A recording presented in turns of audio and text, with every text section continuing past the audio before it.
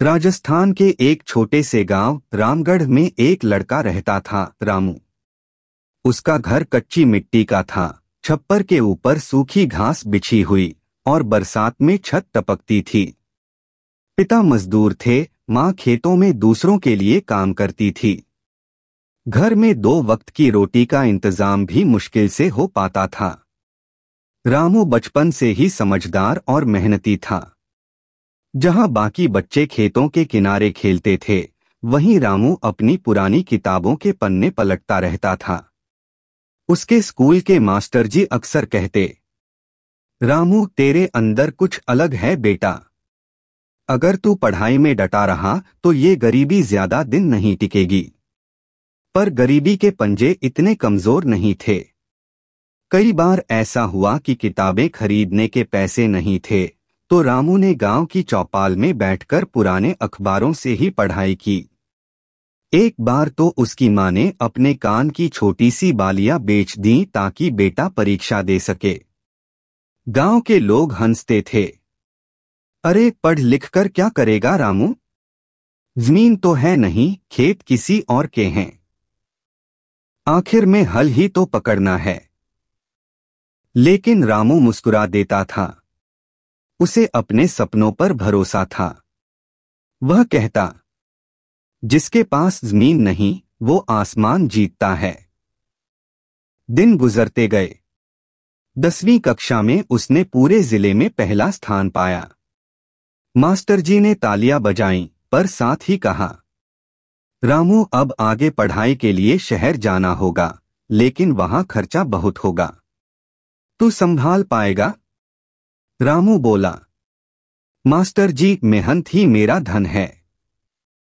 और यही सोच लेकर वह अपनी पुरानी झोली में कुछ कपड़े और मां का आशीर्वाद लेकर शहर निकल पड़ा।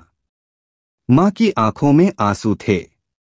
बेटा, भूख लगने पर हिम्मत मत हारना। याद रखना, गरीब की भूख सबसे बड़ी आग होती है, लेकिन उसी आग से सोना भी बनता है।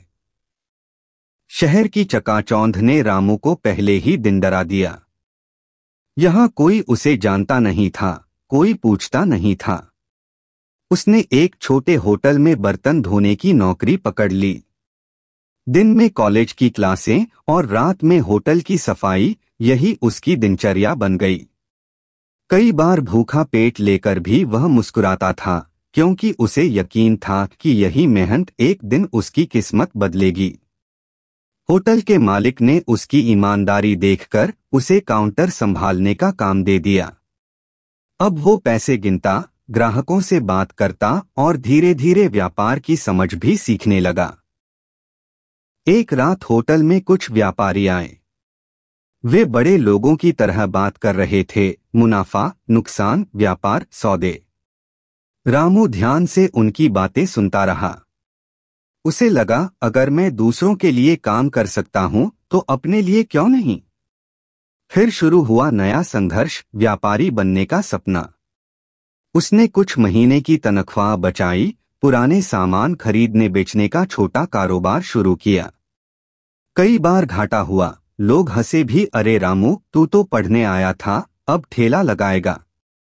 लेकिन रामू कहता, ठेला भी मेहनत से चले तो रथ बन जाता है।